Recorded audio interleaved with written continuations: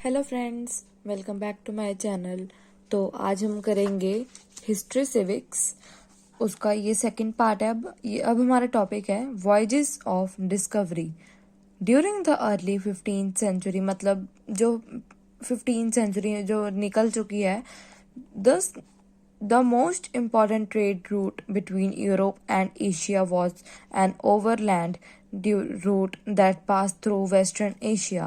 जो most important trade था जो यूरोप और एशिया के बीच में था, उसके रूट जाता था यूरोप और एशिया के बीच से, वो थ्रू वेस्टर्न एशिया। ये रूट जो था यूरोप और एंड एशिया के बीच से जाता था, एशिया में ये वेस्टर्न एशिया की तरफ जाता था। Trade with Asia was very profitable and extremely important for the Europeans.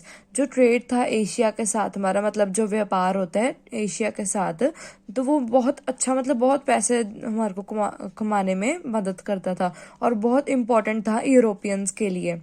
Among other things they needed Asian spices. मतलब अदर थिंग्स जैसे कई होगी, जैसे कि एशियन स्पाइसेस मतलब जो मसाले आते हैं to preserve meat. Preserve meat मतलब उस टाइम पहले तो फ्रिजेस वगैरह होते, मतलब फ्रिजेस होते नहीं थे, तो हम प्रिजर्व नहीं कर पाते थे वो अपने मीट्स को, तो वो मीट के ऊपर मतलब नमक वगैरह लगा के वो छोड़ देते थे, उससे वो थोड़े टाइम के लिए खराब नहीं होता था।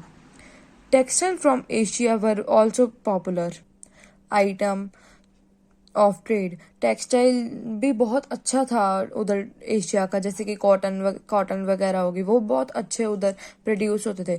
After Constantinople now Istanbul. Constantinople को अब इस्तांबुल नाम से जाना जाता है। Was conquered by the Ottoman Turks. ये हमने 6th में या फिर 7th में पहले चैप्टर्स में पढ़ा होगा कि कॉन्स्टेंटिनोपोल जो था, अब जो इस्तांबुल है, वो ऑटोमन टर्क्स ने कैप्चर कर लिया था। The overland route was no longer available for trade.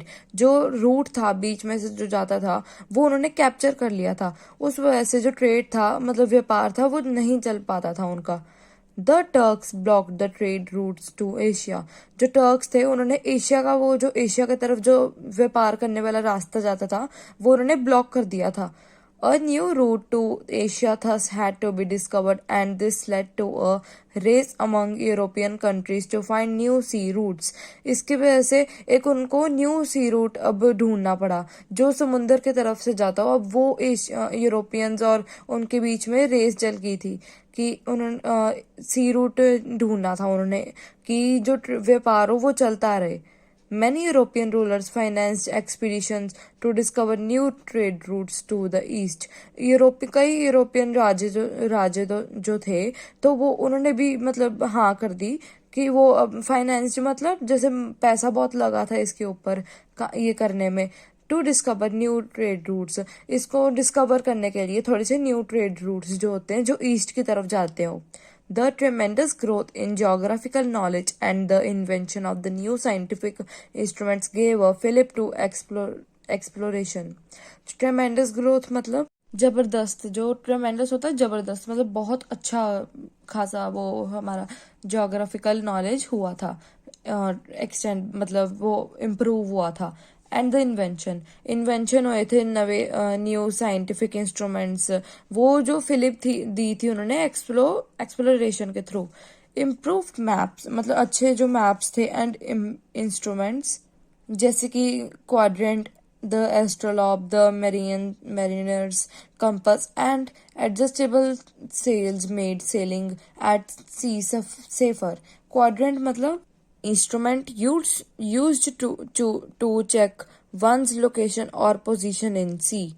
और compass का meaning है इधर an instrument with a dial and a magnetic needle that always points to the north, which is used for finding directions.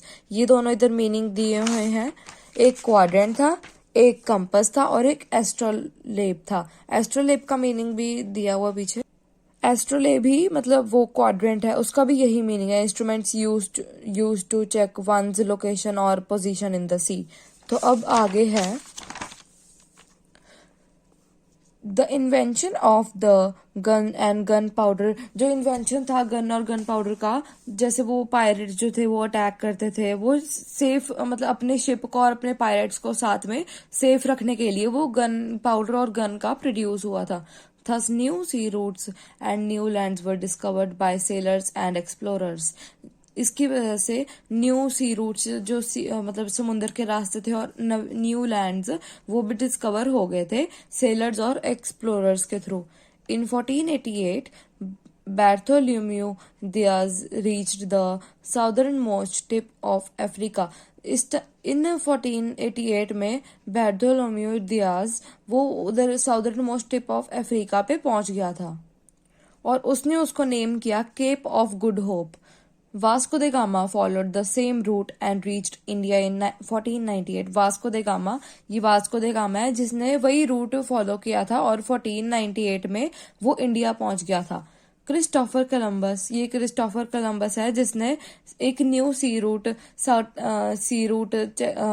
Asia के तरफ discover किया था, मगर वो उसमें पास नहीं हुआ था तो उसने अमेरिकाज को डिस्कवर कर दिया और साथ में अमेरिगो वेस्पुकी उसने भी वो ऑल्सो रीच्ड अमेरिका. ये दोनों अमेरिकाज ही पहुंच गए थे. इन्होंने डिस्कवर कुछ और करना था मगर ये अमेरिकाज पहुंच गए थे. फर्डिनेंड मैगलियन पोर्टुगीज सेलर, ये फर्डिनेंड मैगलियन है, एक पोर्टुगीज सेलर है. वो बहुत first to sail around the world. उसने पहले वो फर्स्ट पर्सन था जिसने पूरे वर्ल्ड में सेल किया था. उसके बाद हमारा टॉपिक है the industrial revolution. An ever increasing volume of trade meant that the more goods had to be produced in a shorter time. जैसे जैसे वो व्यापार मतलब इंक्रीज होता गया वैसे वैसे ज्यादा गुड्स की और उसको प्रोड्यूस करने का बहुत कम टाइम बच गया. जैसे ज्यादा एकदम से चीजें बिकने लग जाती है वो फिर शॉर्टेज हो जाती है चीजों की. To meet the demands to the market. The domestic system of production under which the artisan, जो डोमेस्टिक सिस्टम था प्रोडक्शन का उसके अंडर जो आर्टिशन वो कलेक्ट करते थे रॉ मटेरियल्स मर्चेंट से, मेड गुड्स एट होम, और गुड्स को अपने घर पे बनाते थे विद हिज बेयर हैंड्स, मतलब अपने खुद के हाथों से, कोई ग्लव्स वगैरह नहीं डालते थे उस पर, और at best some simple tools, या फिर कोई सिंपल टूल्स से. एंड देन सप्लाइड, जैसे कि बारीक काम जो करते हैं वो सिर्फ हैंड से हो पाता है, ग्लव्स डाल के वो नहीं हो पाता, उसको बेयर हैंड्स में होता है. And then supplied the finished goods to the merchant, और फिर सप्लाई कर देते हैं अपने अच्छे मतलब गुड्स अपने अच्छे चीजों को मर्चेंट से. Could not meet the growing demands to the of the market, मगर वो मिल नहीं पाते थे. जैसे जैसे डिमांड ग्रो होती जाती है मतलब ये चीजें ज्यादा चाहिए होती है वो क्या कहते हैं ढंग से मिल नहीं पाती थी. A strong need was there for felt for a new system of production. उसकी वजह से एक न्यू सिस्टम के लिए स्ट्रॉन्ग मतलब जरूरी पड़ गया वो कि वो अब तो फैक्ट्रीज मतलब बननी चाहिए. The factory system of production developed in the 18th century, और जो फैक्ट्री सिस्टम था प्रोडक्शन का वो डेवलप मतलब बन गया 18th सेंचुरी में. Rich merchants set up factories, installed newly invented machines, उन्होंने फैक्ट्रीज को सेटअप कर दिया और न्यू बड़ी बड़ी मशीन्स जिससे बारीक से बारीक काम आज हो जाता है वो उन्होंने ला के रख दी. bought raw material from the market and employed workers on wages to produce goods on machines. वो फिर रॉ मटेरियल जो था वो मार्केट से खरीद लेते थे और एम्प्लॉय वर्कर्स को भी रख लेते थे ऑन वेजेस मतलब मनी पेड डेली और weekly in return for work done by someone. ये न्यू वर्ड्स में दिया हुआ है पीछे. उसके बाद है this development is known as the industrial revolution. इसको बोलते हैं इस पूरे इसको जो है ये दिया हुआ था फैक्ट्री सिस्टम ऑफ प्रोडक्शन, इसको इंडस्ट्रियल रेवोल्यूशन भी बोलते हैं.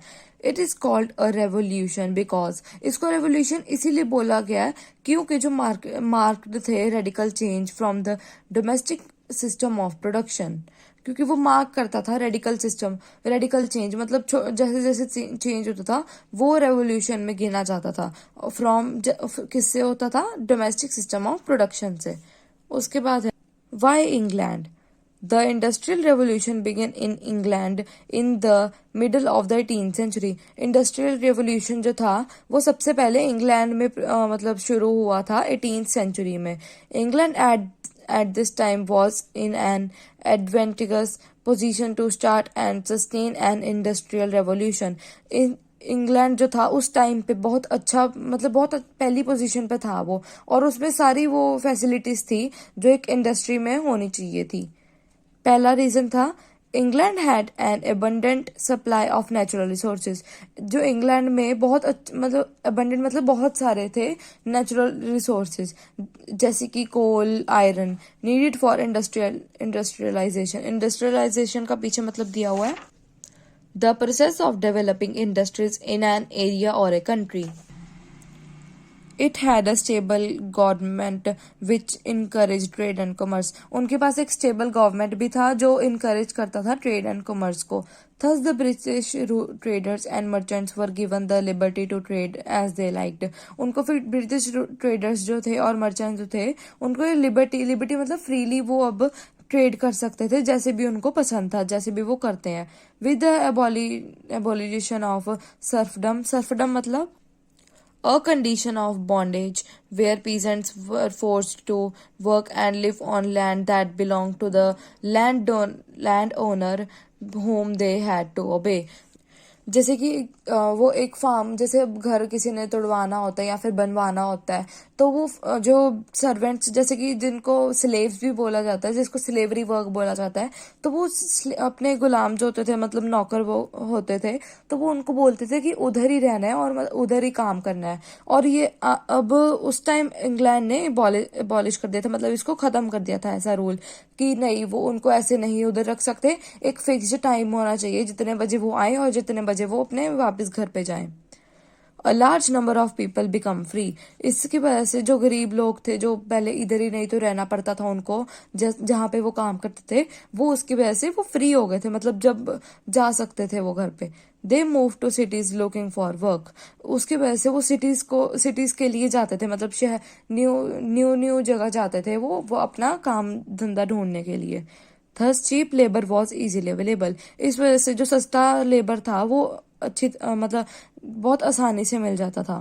The British government with its strong navy embarked on a policy of geographical expansion. जो ब्रिटिश गवर्नमेंट था वो एक स्ट्रॉन्ग नेवी था, नेवी मतलब मजबूत नौसेना।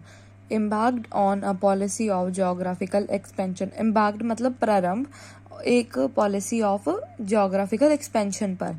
This led to rapid colonization which enabled England to get cheap raw material from the countries. ये जो है इसने लेड मतलब रैपिड colonization मतलब the act or process of establishing a colony, मतलब कि एक एक्ट या फिर कोई जैसे कोई कॉलोनी को एस्टेब्लिश करने के लिए, मतलब कोई न्यू कॉलोनी बनाने के लिए उसने इनेबल कर दिया इंग्लैंड को कि उसको कोई चीप रॉ मटेरियल जैसे कि कुछ भी मतलब कॉस्ट उसकी बहुत कम हो, चीप वो होते हैं cheap raw materials from the countries it colonized. These colonies are also served as markets where the British could dump their finished products for sale. ये colonies जो थी ये colonies मतलब a country or an area that is governed by people from another more powerful country. उन्होंने सर्व किया as a market जहाँ पे British जो थे वो अपने सामान जो था वो बनाते थे, प्रोड्यूस करते थे, वो मतलब बेच सके उनके सेल में। An atmosphere of scientific inquiry, एक एटमॉस्फेयर था साइंटिफिक इंक्वायरी का, and an improve transport system in the form of canals and roads helped England became the first industrialized nation. अब इसके बाद हम पढ़ेंगे मेजर इन्वेंशन, ये हम नेक्स्ट वीडियो में पढ़ेंगे। Thank you for watching.